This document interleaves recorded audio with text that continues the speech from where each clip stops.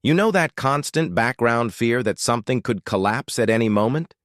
Even when things are stable, even when nothing is actually wrong, there's a quiet tension, a sense that safety is fragile, temporary, conditional. If you recognize this feeling, you're not dramatic or pessimistic. You're responding to a psychological pattern shaped by perceived threat. Today we're breaking down the psychology of people who fear losing everything and how that fear silently drives defensive decisions. For these individuals, stability doesn't feel solid. It feels borrowed, as if it could be taken away without warning. This fear isn't usually triggered by facts. It's triggered by memory. If someone grew up around financial collapse, sudden loss, emotional instability, or unpredictable caregivers, their nervous system learned an important rule early on. Security can disappear overnight. Even if adulthood looks very different, that internal rule often remains active. Psychologically, this is not irrational. It's protective. The brain's job is not to keep you calm. It's to keep you alive.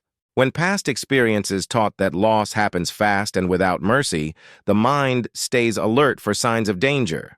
This creates a constant readiness state.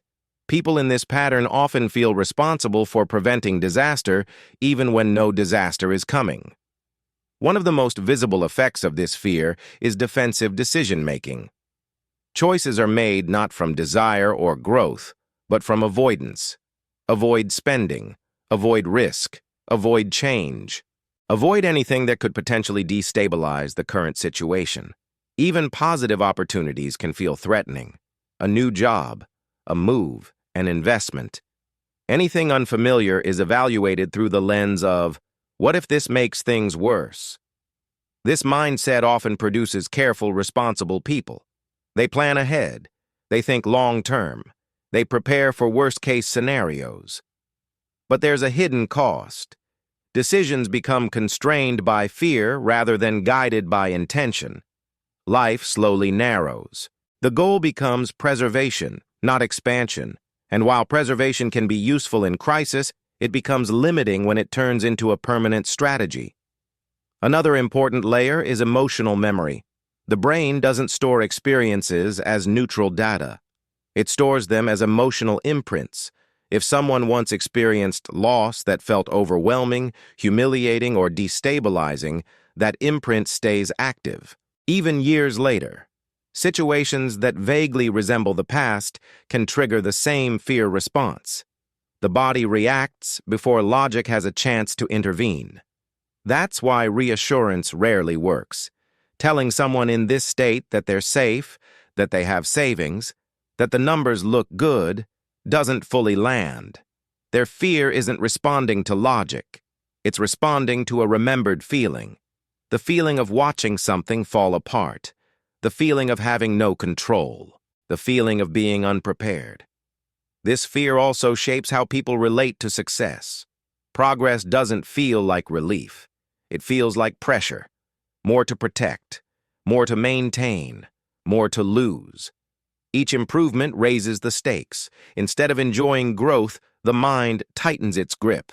Success becomes fragile. Anxiety increases rather than decreases. There's often a strong link between this fear and over-responsibility.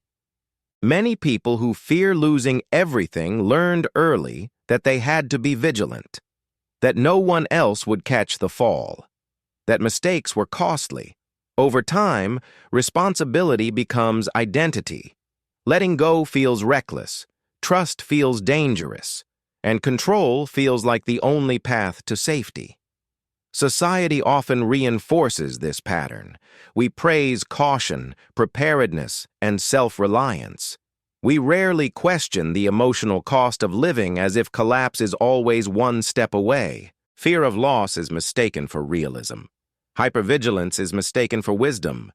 But there's a difference between being prepared and being trapped in anticipation of disaster. The nervous system doesn't distinguish between a real threat and a remembered one. It reacts to both with the same intensity. That's why fear of losing everything can exist even in objectively stable conditions. The present doesn't fully overwrite the past. It has to be experienced repeatedly, without catastrophe, for the system to recalibrate. For some people, this fear softens over time as stability proves itself again and again. For others, it becomes a permanent lens. Every decision is filtered through loss prevention. Money stops being about possibility and becomes about defense. Life becomes something to guard rather than explore. The crucial insight here is that fear of losing everything is not about the future. It's about an unresolved relationship with the past. The mind is trying to prevent a repetition of pain it never fully processed. Until that connection is understood, fear will continue to shape decisions silently, convincingly, and constantly. So the real question isn't, what if everything collapses? It's, what part of me learned that collapse was inevitable? Because one is a hypothetical scenario, the other is a psychological imprint. And recognizing that difference changes how you relate to risk, safety, and control. If you constantly feel like you're one step away from losing it all, you're not weak. You adapted to an environment that taught you vigilance was necessary. But survival strategies are not the same as living strategies.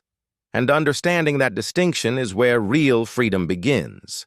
If this felt uncomfortably accurate, the next video explores how fear, control, and identity quietly shape financial behavior in ways most people never notice. Click it. You'll start seeing your patterns with new clarity.